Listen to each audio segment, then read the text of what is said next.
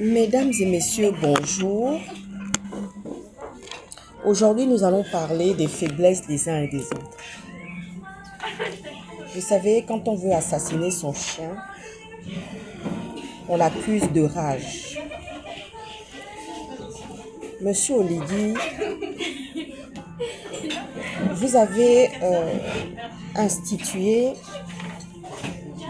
il y a quelques mois en arrière, le dialogue national. Et ce dialogue national n'a pas été une réussite. Monsieur Oligui, ce dialogue national n'a été qu'un moyen pour pouvoir encore jeter de l'argent par les fenêtres. Ça vous a permis tout simplement d'asseoir votre pouvoir, c'est-à-dire au travers de ce dialogue national inclusif que vous avez appelé de vos voeux. C'était juste pour asseoir votre autorité, pour asseoir votre pouvoir, pour montrer à ceux qui vous rejoignaient et même ceux qui sont venus de France que vous êtes dans la place et que vous faites des choses et que personne ne viendra vous détrôner.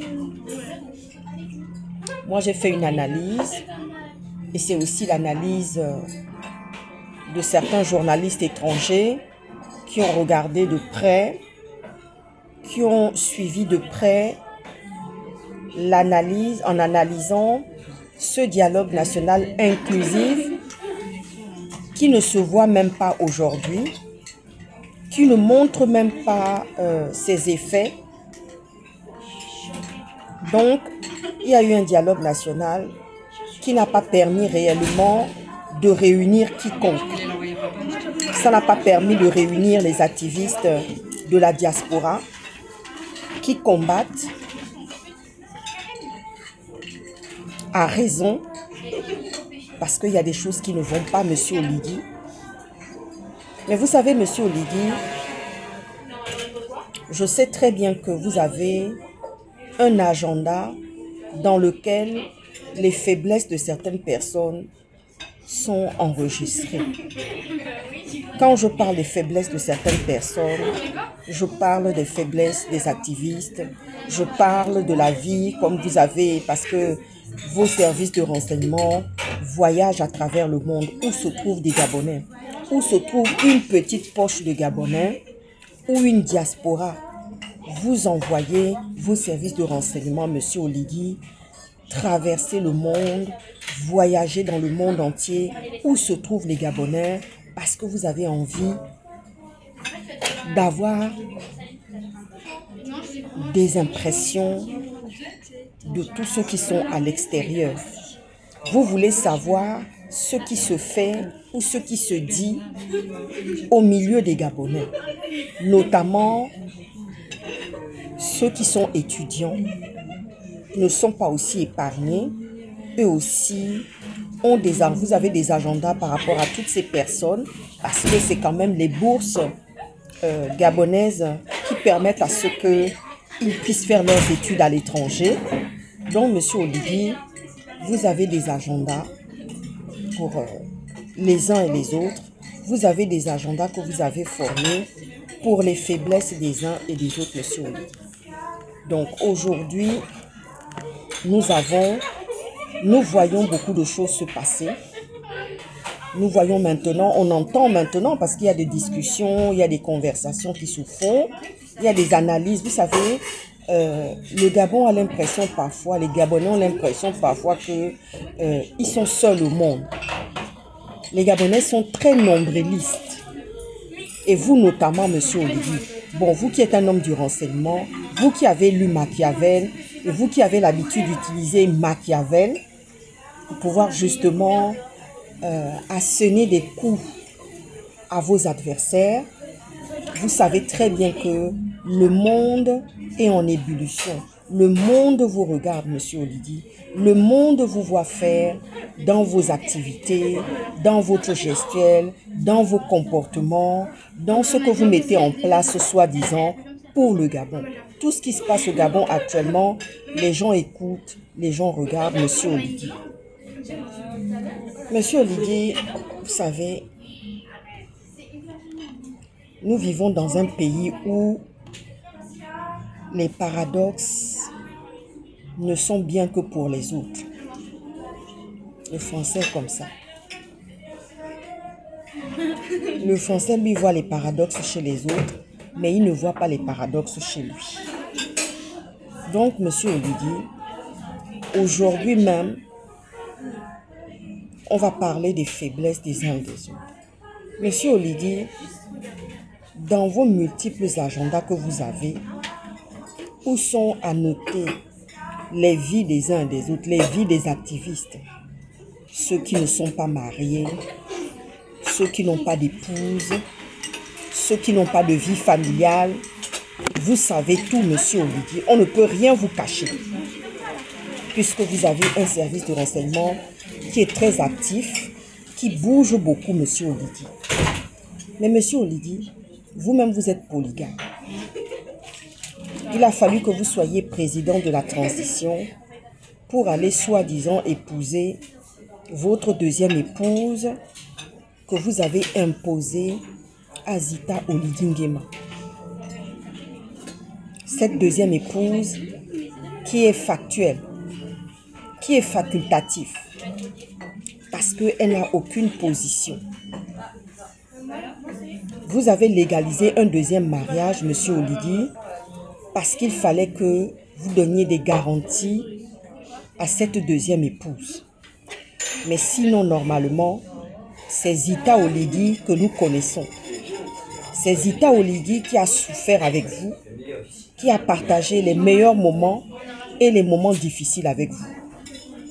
Pendant que celle-ci ne connaissait pas ce que c'est avoir une quelconque souffrance. Elle n'était que deuxième, elle est personne non grata.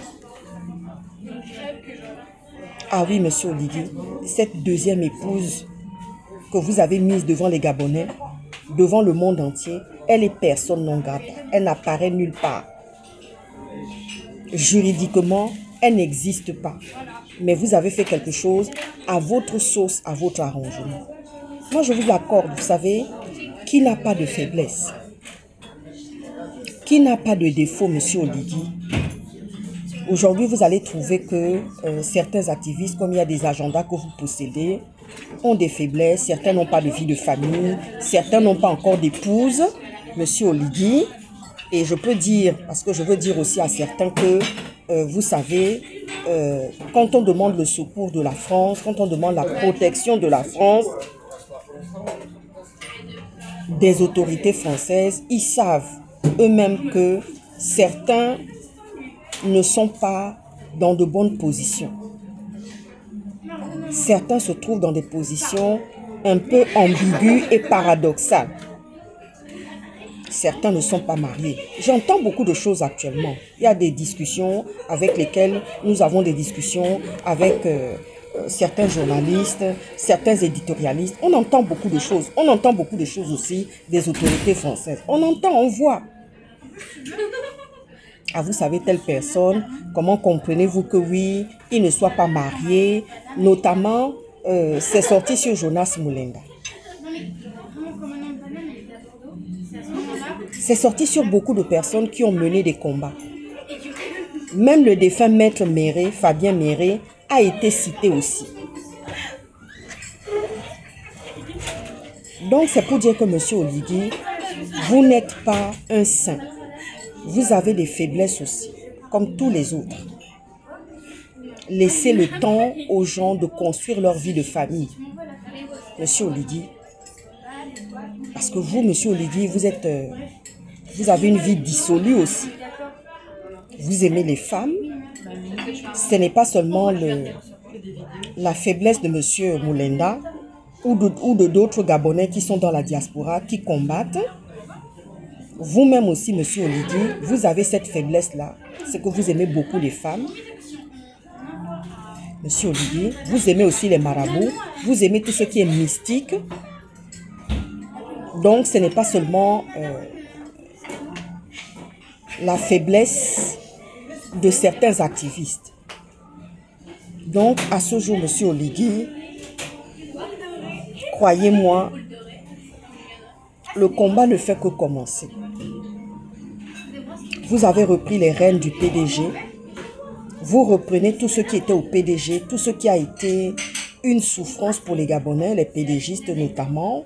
Vous reprenez aussi le manteau et le passif de tout ce que les Bongos ont commis. Hein, je pense que même depuis le père, parce qu'il n'y a pas que Ali. Donc, au jour d'aujourd'hui, Monsieur Oligui, vous êtes responsable de tout ce qui est en train de se passer actuellement.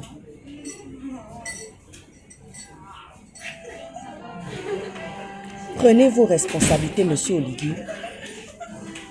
Prenez réellement vos responsabilités. Ne venez pas seulement mettre devant tout le monde en disant « j'accuse » parce que